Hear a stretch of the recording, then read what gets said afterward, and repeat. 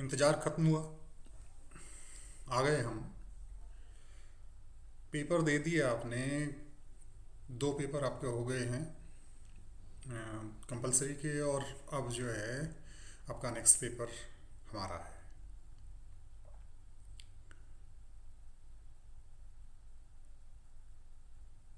बहुत कुछ कहने की स्थिति में नहीं हूँ। आप अच्छे से तैयार हैं। थोड़े बहुत डाउट्स हैं, उनको क्लियर करवाऊँगा। कल ग्रुप में मैंने मैसेज भी डाला था कि 7 दिन और 70 घंटे, ये 70 घंटे आपके इस विषय के लिए बहुत इम्पोर्टेंट है। और केवल इस एग्ज़ाम के लिए नहीं, आपको मेंटली प्रिपेयर करेंगे लाइफ की एग्ज़ाम के लिए। अभी तक आपको पता चल गया होगा कि आपके जो नोट्स बना रखे हैं आपने, उस नोट्स को आप कितने घंटे में तैयार कर सकते हैं। तो मैं ये मानता हूँ कि लगभग आपने तैयार कर चुका है, और रिवीजन अगर आप करेंगे तो एक 10 घंटे में जो है आप एक पूरी कॉपी का रिवीजन कर सकते हैं बहुत फास्टली। तो आप रिवीजन करेंगे 70 घंटे में 7 बार, और 7 बार नहीं कर पाएंगे तो मिनिमम 4 बार तो आप रिवीजन कर ही पाएंगे। जो चीज़ इजी है उनको ज़्यादा बार कर लो, जो चीज़ कठिन है उनको डाउट्स को कॉपी में लिख के, कागज़ पे लिख के आप मुझे मैसेज कर दें, व्हाट्सएप कर दें, किसी भी तरह से फ़ोन करके बता दें, हम वो सॉल्व करेंगे। सबसे पहली बात, किसी भी मैटर को लेके, किसी भी बात को लेके स्ट्रेस लेने की ज़रूरत नहीं है।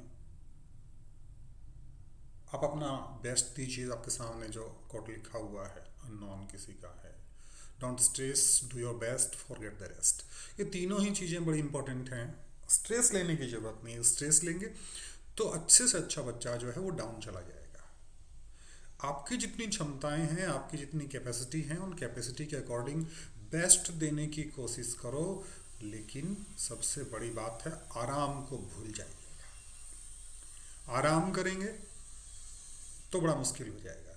ये समय जो है वो आराम का नहीं है। आराम का समय आपको मिलेगा जब आप अपनी लाइफ में बहुत कुछ अच्छा कर लेंगे, तब आपके पास आराम होगा। फिलहाल जो है आपको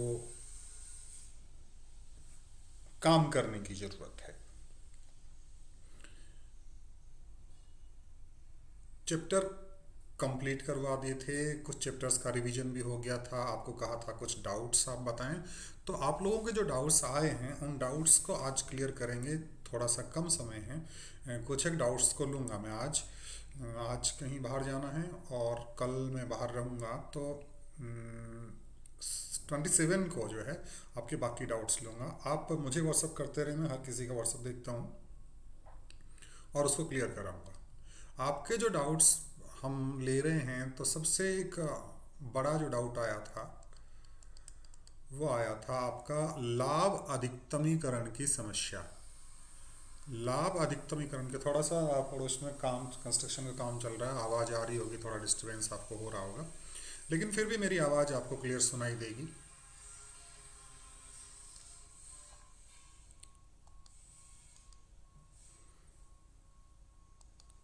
लाभ अधिकतमीकरण में आपको नए सिरे से कुछ भी नहीं बताऊंगा, क्योंकि फिलहाल नए सिरे से बताने का नहीं है। जो नोट्स मैंने आपको लिखवाए हैं वो आपके सामने हैं।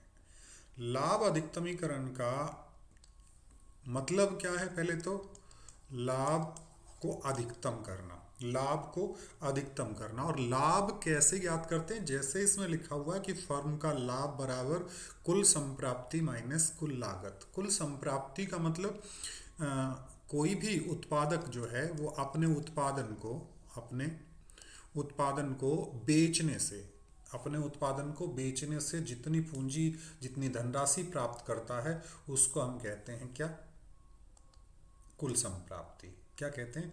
कुल संप्राप्ति। और कुल लागत, उसको तैयार करने में कितना खर्चा होता है, वो कुल लागत है। तो कुल संप्राप्ति में से कुल लागत को अगर हमने घटा दिया सॉरी, तो हमारा जो प्राप्त होगा वो होगा फर्म का कुल लाभ। और कौन कौन सी शर्तें जो हैं वो हमारी होनी चाहिए किसी भी ये बात हम कर रहे हैं पूर्ण प्रतियोगिता बाजार की। किसकी? पूर्ण प्रतियोगिता बाजार की बात हम कर रहे हैं। इसमें 3 शर्तें बेटा मैंने बताई हैं। तो कीमत जो है वो सीमांत लागत के बराबर होनी चाहिए। पी का मान जो है वो सीमांत लागत, जिसको हम एमसी लिखते हैं, क्योंकि पूर्ण प्रतियोगिता बाजार में एक चीज हमने देखी थी कि एमसी बराबर एमआर, सीमांत लागत सीमांत रेवेन्यू के बराबर या सीमांत संप्राप्ति के बराबर होती है, और सीमांत संप्राप्ति जो है वो कीमत के बराबर होती है। इसलिए इसने कहा कि कीमत जो है वो सीमांत लागत के बराबर होनी चाहिए। दूसरी जो शर्त है वो लाभ अधिकतमीकरण बिंदु पर लागत वक्र जो है, लागत वक्र या लागत ह्रासमान नहीं हो। जो इस तरह का एक वक्र मैंने आपको बताया था, इस तरह का वक्र है। ह्रासमान का मतलब नीचे घटता हुआ नहीं होना चाहिए, यानी ये बिंदु नहीं होगा, ये वाला बिंदु होगा। आगे इसकी डिटेल बताऊंगा। तीसरी बात, अल्पकाल में कीमत जो है वो औसत परिवर्ती लागत से अधिक हो। अल्पकाल में कीमत का मान जो है वो औसत परिवर्ती लागत से अधिक हो या इसके बराबर हो, इस तरह से होना चाहिए। एवीसी के बराबर हो या इससे अधिक हो। और दीर्घकाल में कीमत औसत लागत से अधिक हो। दीर्घकाल में कीमत जो है वो किससे अधिक हो? एसी से अधिक हो। क्योंकि दीर्घकाल में जितने भी हैं सारे उत्पादन के साधन, वो सारे के सारे ही परिवर्तनशील होता है, और अल्पकाल में कुछ स्थिर लागतें होती हैं और कुछ परिवर्तनशील लागतें होती हैं। अब जो है हम स्थिति 1 की बात करें,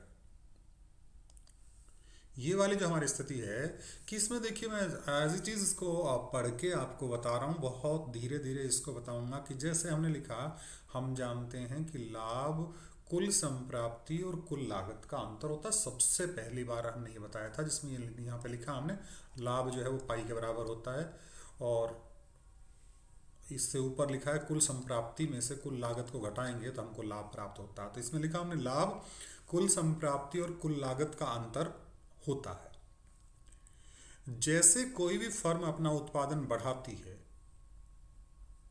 अब देखिए कोई भी फर्म जो है, कोई भी उत्पादक जो है वो अपना उत्पादन बढ़ाएगा, फैक्ट्री में उत्पादन करेगा तो सीधी सी बात है, खर्चा भी ज़्यादा लगेगा तो आवक भी ज़्यादा होगी। यानी कोई भी फर्म अपना उत्पादन बढ़ाती है तो कुल संप्राप्ति में भी वृद्धि होती है और कुल लागत में भी वृद्धि होती है। अब लाभ कब कब होगा? लाभ तब होगा जब उस उत्पादन को बढ़ाने पर जो आवक है, जो संप्राप्ति है, वो तो हो ज़्यादा, और जो लागत है वो हो कम। कहने का मतलब इस लाइन में जैसे हमने लिखा कि जब तक कुल संप्राप्ति में वृद्धि है वो कुल लागत में वृद्धि की तुलना में अधिक है, तब तक लाभ बढ़ते जाएंगे। अर्थात सीमांत संप्राप्ति सीमांत लागत की तुलना में अधिक है। सीमांत संप्राप्ति एमआर जिसको लिखते हैं, ये किसकी तुलना में अधिक हो? एमसी की तुलना में। एमआर और एमसी क्या होते हैं? सीमांत संप्राप्ति का मतलब किसी भी उत्पादन में इकाई वृद्धि करने पर, उत्पादन में इकाई वृद्धि करने पर आपकी संप्राप्ति में कितनी वृद्धि होती है, वो होती है एमआर। और एमसी क्या होती है? सीमांत लागत। किसी भी उत्पादन में इकाई वृद्धि करने पर आपकी लागत में कितनी वृद्धि होती है, वो होती है एमसी। तो जब प्रति इकाई उत्पादन एमआर का मान जो बढ़ेगा तब लाभ होंगे, अगर एमसी का मान बढ़ेगा तो क्या होगा? घाटा होगा। तो अधिकतम लाभ के लिए जो है वो ये बढ़ना चाहिए, एमआर का मान बढ़ना चाहिए एमसी की तुलना में।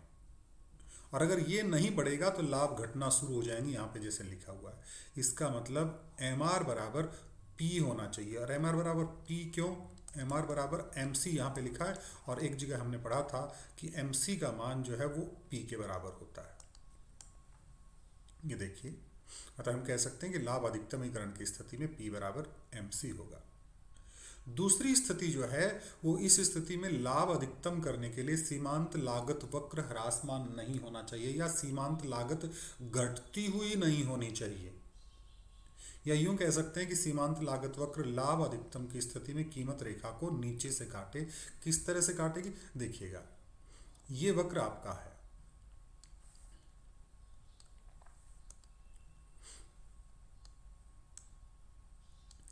इस चित्र को आप ध्यान से समझिएगा। ये चित्र समझे तो आप इसमें बहुत कुछ क्लियर कर लेंगे। इसके ऊपर आपकी कीमत है और लागतें हैं, इसके ऊपर आपका उत्पादन है, इस कोई भी वक्र आप जब बनाएं तब आपको अगर कुछ लैंग्वेज समझ में नहीं आ रही है तो कम से कम इतना तो आप लिख ही दें कि एक्स एक्स पे क्या दर्शाया है और वाई एक्स पर क्या दर्शाया गया है।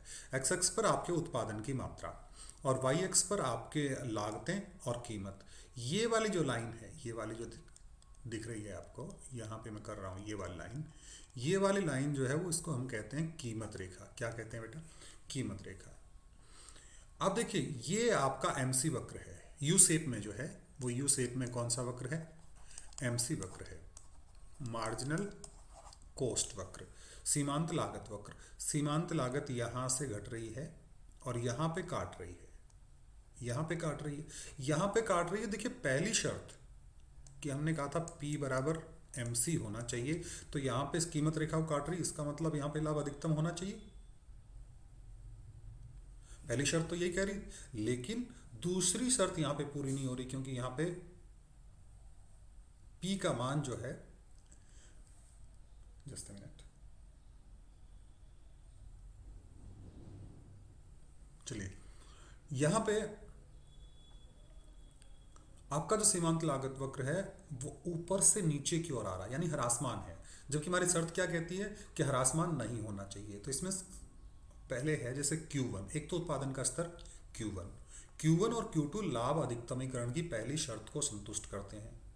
Q1 और Q2 नहीं, यहाँ पे आपने Q0 है, देखिए Q0 पर जो है वो यहाँ पे, ये देखिए ये काट रहा है यहाँ पे।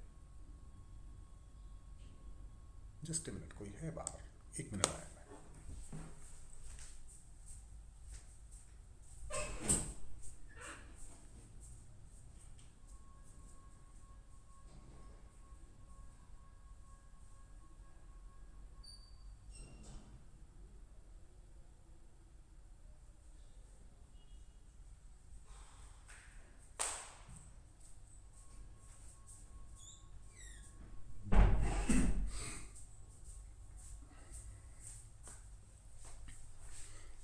हम बात कर रहे थे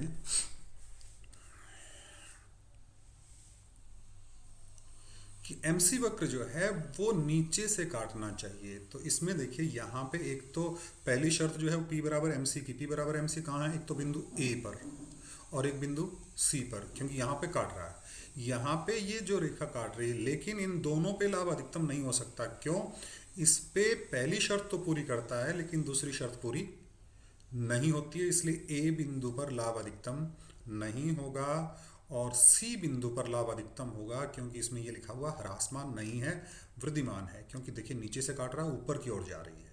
तो दूसरी शर्त में ये लिखा हुआ है, चित्र से स्पष्ट है कि उत्पादन स्तर Q1 और Q2 लाभ अधिकतमीकरण की पहली शर्त को संतुष्ट करते हैं, दो Q1 एंड Q0, अर्थात इन दोनों बिंदुओं पर P बराबर एम सी होगा। उत्पादन स्तर के बिंदु Q1 पर, ये वाला ए बिंदु, यहां पर एमसी वक्र ह्रासमान और कीमत रेखा ऊपर से काट रहा है, तो यहां लाभ अधिकतम की दूसरी शर्त पूरी नहीं होती है। Q0 पर पहली शर्त पूरी हो रही है और दूसरी शर्त भी पूरी हो रही है, इसलिए ये जो है वो दूसरी शर्त पूरी होती है। इसका मतलब लाभ अधिकतमीकरण का बिंदु जो है वो कौन सा है? Q0 वाला है ना। तीसरी स्थिति, तीसरी स्थिति है स्थिति 3 के अनुसार लाभ अधिकतम करने के लिए अल्पकाल में P का मान ग्रेटर देन AVC होना चाहिए। Greater than and equal to AVC का मतलब औसत परिवर्ती लागत, और दीर्घकाल में P का मान greater than equal to AC होना चाहिए, औसत लागत। क्योंकि यहाँ पे परिवर्ती और स्थिर अलग अलग नहीं होते, जो जो भी हैं वो सारी परिवर्ती हैं, और यहाँ पे स्थिर और परिवर्ती अलग अलग होते हैं। ये देखिए इसमें जो है आपने चित्र जो है किसी बच्चे ने आज भेजा है, उसने चित्र पूरा नहीं बना रखा है, मैं आपको चित्र बताऊं, जस्ट ए मिनट।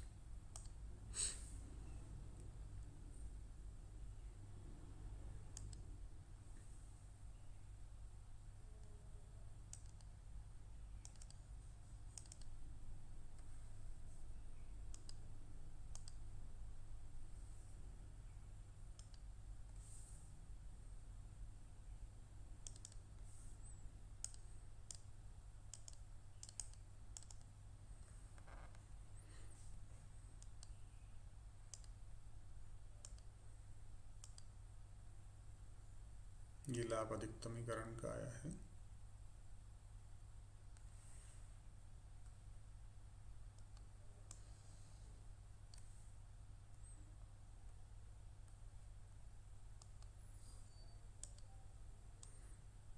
ये देखिएगा, ये आपका जो डायग्राम है ये अल्पकाल की स्थिति में देखिएगा। इसमें यहाँ पे कीमत और लागत दोनों बताई हैं और यहाँ पे क्या बताया है आपका निर्गत या आउटपुट। ये वाला जो वक्र है ये आपकी P जो है वो कीमत रेखा है। क्या है? P जो है वो कीमत रेखा है। ये आपका P कीमत रेखा है और ये वाला देखिए अल्पकालीन सीमांत लागत वक्र जिसको हम कहते हैं MC वक्र। क्या कहते हैं? MC वक्र। तो एक बिंदु तो ये है यहाँ पे लाभ अधिकतम होंगे ना, ए बिंदु पर लाभ अधिकतम कहाँ होंगे? ए बिंदु पर होंगे, जैसे हमने देखा था कि नीचे से काटना चाहिए। अब इस बिंदु के ऊपर हमने ये कहा है कि P का मान greater than equal to ABC होना चाहिए। क्यों होना चाहिए? यहाँ पे जैसे ये कीमत P है और ये उत्पादन है, तो उत्पादन और कीमत की सहायता से हम संप्राप्ति ज्ञात कर सकते हैं। मान लीजिएगा किसी व्यक्ति ने 5 क्विंटल सामान बेचा। कितना क्विंटल सामान बेचा? 5 क्विंटल सामान बेचा और कीमत कितनी थी? 1 क्विंटल की 1000 रुपये। तो उसको आवक कितनी होगी? 5 को 1000 से गुणा कर देंगे तो ये उसकी संप्राप्ति होगी। क्या होगी बेटा? संप्राप्ति होगी। तो इस बिंदु में देखिएगा ये वाला जो है, यहाँ पे अगर हम संप्राप्ति की बात करें तो संप्राप्ति बराबर कुल संप्राप्ति मान लीजिएगा, जिसको हम TR कहें। TR बराबर कैसे याद करेंगे कि इसकी कीमत क्या है? OP और गुणा OQ1, ये उसकी बेची गई मात्रा है। OP गुणा OQ1 कहने का मतलब OP गुणा OQ1 का मतलब इसका और इसका और इसका गुणा। ये क्या है? एक आयत का क्षेत्रफल है। कौन से आयत का? ये आयत जो है आपका है OQ1AP। सीमांत संप्राप्ति इस आयत का क्षेत्रफल है, ये वाला। ठीक है, अब ज्ञात करें, ये तो हो गई आपकी कुल संप्राप्ति और इसी चित्र की सहायता से कुल लागत ज्ञात करें हम। TC बराबर क्या होती है कि आपकी जो उत्पादन की कुल मात्रा है, उत्पादन की कुल मात्रा कितनी? OQ1 और गुणा ये वाली जो लागत है आपकी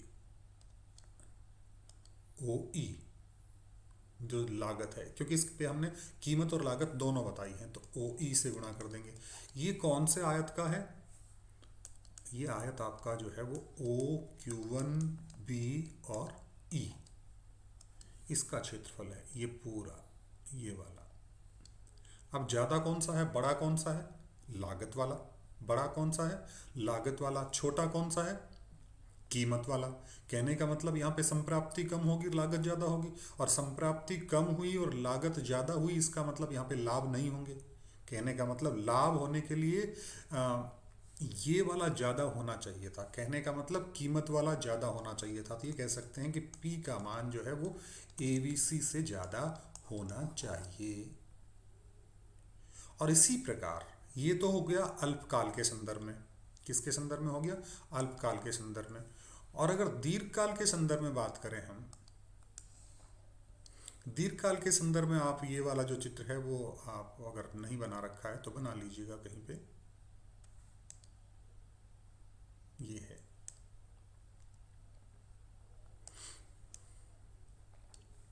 ये दीर्घकाल के संदर्भ में है।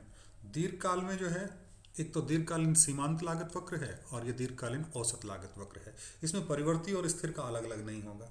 तो देखिएगा ये सीमांत लागत वक्र यहाँ से इस कीमत रेखा को काट रहा है, तो यहाँ से काटेगा तो बिंदु A जो है वो अधिकतम लाभ का स्थिति होगी।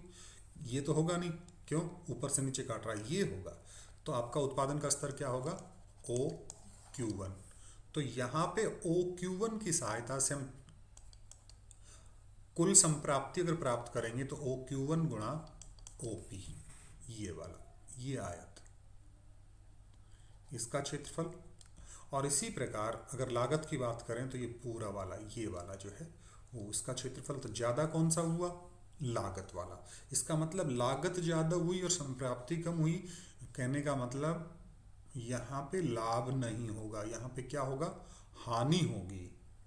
तो इसके लिए हमें किसकी जरूरत पड़ेगी कि कीमत जो है वो ज़्यादा हो। यानी ये अगर पी यहाँ पे होता ना ऊपर, तब जाके लाभ होता। तो पी का मान दीर्घकाल के संदर्भ में एसी से ज़्यादा या बराबर तो कम से कम होना ही चाहिए। ये स्थिति है आपकी। एक प्रश्न और आपसे बनता है कि लाभ अधिकतमीकरण समस्या का आरेख द्वारा प्रदर्शन आपको करना है। तो ये आपकी बुक में दे रखा है, और अगर बुक में नहीं दे रखा है तो समझ लीजिएगा इसको कि आरेख द्वारा प्रदर्शन इस तरह से हम इसको कर सकते हैं। तो इसमें क्या करेंगे हम कि आपकी कीमत रेखा ये वाली है, ऊपर कर देंगे कीमत रेखा, क्योंकि पहले हमने नीचे करके बताई थी ना, नीचे करने पे घाटा हो रहा है तो ऊपर जाने पे लाभ होगा। तो ये कीमत रेखा बना दीजिएगा। और कीमत रेखा में आपका ये वाला जो है वो सीमांत लागत है, ये वाला। आप भले ही यहाँ से स्टार्ट कर दें, इसको कोई वो नहीं है क्या आप कंफ्यूज हो रहे होंगे कि यहाँ से स्टार्ट क्यों किया। आप इस तरह से स्टार्ट करके और इसको ऐसे ले जा सकते हैं। तो या तो ये बिंदु होना चाहिए या ये बिंदु होना चाहिए। ये बिंदु होगा नहीं, क्यों? क्योंकि यहाँ पे वो ह्रासमान वाला नियम जो है वो गड़बड़ घोटाला कर रहा है। तो ये होगा। तो ये जो हमें तीन शर्तें बताई हैं, उन तीन शर्तों को पूरा इसमें हम करेंगे। देखिएगा कि ये लाभ अधिकतमीकरण का समस्या का आरेख द्वारा प्रदर्शन हो गया कि आपका जो निर्गत का स्तर ये वाला है Q0, यहाँ पे सारी शर्तें जो हैं वो पूरी हो रही हैं। देखिएगा इस Q0 पर हम बात करें आपकी संप्राप्ति की। किसकी बात करें? संप्राप्ति। संप्राप्ति कैसे ज्ञात करते हैं? OQ0 और गुणा OP। OQ0 और गुणा OP, ये वाला इस आयत का क्षेत्रफल, ये पूरे आयत का क्षेत्रफल। ये तो होगी संप्राप्ति। और कुल लागत की बात करेंगे तो कुल लागत OQ0 और गुणा ये E जो है वो एक्सपेंडिचर है यहाँ तक। तो इसका मतलब ये वाला OQ0 गुणा OE। और संप्राप्ति में से लागत घटा दें, या पूरे आयत में से इतने वाला आयत घटा दें, तो ये जो बीच का भाग बचा है ना, ये लाभ का पार्ट है। और यहाँ पे लाभ अधिकतम होगा। इससे ऊपर जाने पे भी लाभ अधिकतम नहीं होगा। उसके बाद में वापस से क्या होगा? इससे ऊपर जाने पर आपके जो है वो सीमांत लागत तो बढ़ेगी बढ़ेगी, साथ सीमांत संप्राप्ति तो बढ़ेगी, लेकिन लागत उसकी तुलना में और ज़्यादा बढ़ने लग जाएगी। इसलिए इससे ऊपर जाते ही आपके लाभ कम होना शुरू हो जाते हैं। तो ये आपकी समस्या का आरेख द्वारा प्रदर्शन जो है वो हो गया था। तो ये डाउट्स में आपके ये था, और कुछ बचा है इसमें?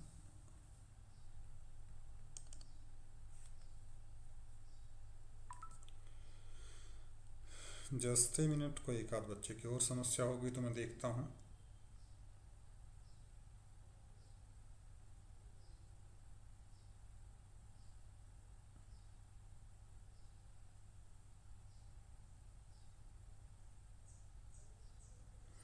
हाँ,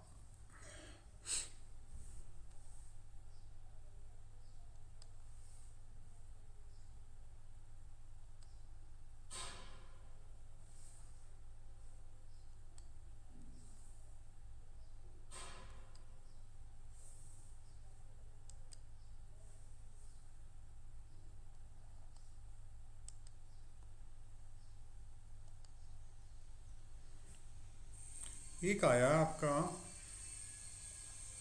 सट्टा उद्देश्य।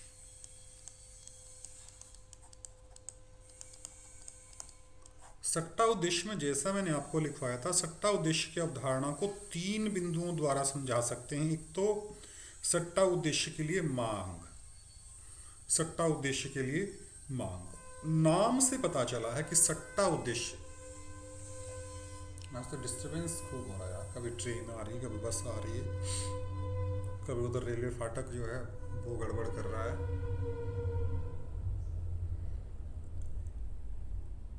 सट्टा उद्देश्य का मतलब धन संचय करना है भविष्य के लिए। सट्टा उद्देश्य का मतलब हमको जो है ना भविष्य में क्या बनना है, धनवान बनना है। क्या बनना है, धनवान बनना, सबको बनना है ना। सब ये सोचते हैं कि मेरे पास दुनिया भर का पैसा हो, और कहाँ से आएगा, आ जाएगा, है ना भाई। धनवान बनने के लिए पैसा कहाँ से आएगा, आ जाएगा अपने आप। अपने आप नहीं आएगा, बहुत मेहनत करनी पड़ेगी। तो धन संचय के लिए जो है वो सट्टा उद्देश्य होता है। कैसे कि आपने इन्वेस्ट किया किसमें, आपने एक प्लॉट लिया, आपने फ्लैट लिया, खुद के रहने के लिए नहीं, प्रॉपर्टी खरीदी है। क्यों खरीदी है कि भविष्य में जो है इसकी कीमत बढ़ेगी। तो वो है, हम बॉन्ड्स खरीदते हैं। क्या खरीदते हैं, बॉन्ड्स खरीदते हैं। बैंक में गए या किसी भी वित्तीय संस्थान से हमने बॉन्ड्स खरीदे, तो ये बॉन्ड्स जो है इनके बदले में इनको जब बेचेंगे तो मौद्रिक प्रतिफल प्राप्त होंगे। तो इस उद्देश्य के लिए हमें पैसे की जरूरत पड़ती है। इस उद्देश्य के लिए हमें किसकी जरूरत पड़ती है, पैसे की जरूरत पड़ती है, मुद्रा की जरूरत पड़ती है। तो इस सट्टा उद्देश्य के लिए मुद्रा की मांग जो है वो इस प्रकार से होती है। जब हम धन संचय के लिए मुद्रा की मांग करते हैं, भविष्य में मौद्रिक प्रतिफल बढ़ने की आशंका जो होती है, बढ़ने की आशंका शब्द थोड़ा सा अजीब हो गया, बढ़ने की उम्मीद होती है, तो उसके लिए सट्टा उद्देश्य जो है वो होता है हमारा। दूसरे बिंदु के लिए हम बात करें कि बॉन्ड्स की कीमतें और ब्याज दर में संबंध। ये बात आई बॉन्ड्स की कीमतें, price of bonds and interest rate, interest rates, इनके बीच में व्युत्क्रम संबंध होता है, रिवर्सिबल संबंध होता है, इन्वर्सिबल संबंध होता है। कहने का मतलब अगर बॉन्ड्स की कीमतें बढ़ेंगी, सॉरी ब्याज की कीमतें बढ़ेंगी, ब्याज की दर बढ़ेगी, तो इनकी कीमतें घटेंगी, और ब्याज घटेगा तो इनकी कीमतें बढ़ेंगी, है ना। दूसरी चीज याद रख लेना आप कि ब्याज की कीमतों, ब्याज की दरों और बॉन्ड्स की कीमतों में व्युत्क्रम संबंध होता है। तीसरी जो बात बताई हमने, वो आपका तीसरा बिंदु बताया कि सट्टा उद्देश्य के लिए की गई मांग और ब्याज दर में संबंध। सट्टा उद्देश्य की मांग जो है वो और ब्याज दर, इनमें कैसा संबंध होता है, इनमें भी व्युत्क्रम संबंध होता है। कैसा संबंध होता है, व्युत्क्रम संबंध होता है। कहने का मतलब अगर ब्याज दर बढ़ गई तो सट्टा उद्देश्य की मांग घट जाएगी, ब्याज दर घट गई तो इसकी मांग बढ़ जाएगी। तो ये जो है वो कुछ आपके डाउट्स थे। एक दो और रह गया, उसको मैं बाद में आपको क्लियर करवाऊंगा।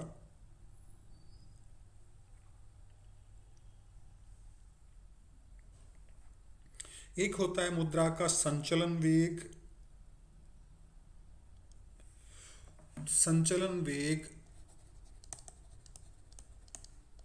वो ये होता है कि मुद्रा की एक इकाई, मुद्रा की एक इकाई, इंडिया के संदर्भ में देखें तो 1 रुपया, यूएस की बात करें तो यूएस डॉलर, और कहीं की बात करेंगे पौंड स्टर्लिंग वगैरह जो भी है, एक इकाई जो है मुद्रा की, उस एक इकाई का एक इकाई अवधि में, एक इकाई अवधि का मतलब कुछ भी हो सकता है, एक यूनिट जो है वो अवधि, उसमें जितनी बार हस्तांतरण होता है कि 1 रुपया मेरे पास से आपके पास गया, आपसे दूसरी बार गया, तीसरे से चौथे के पास गया, चौथे से पांचवें के पास गया, तो एक यूनिट हमने कोई भी टाइम मान लिया गया, उस टाइम में जो है वो कितनी बार हस्तांतरण होता है वो उसका कहलाता है मुद्रा का संचलन वेग।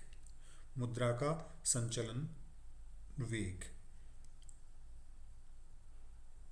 और बाकी जो है मैं बाद में बता दूंगा इसको, है ना बेटा। आप भेज दीजिएगा जो भी डाउट्स आपके हैं, उन डाउट्स को भेज दीजिएगा। आपको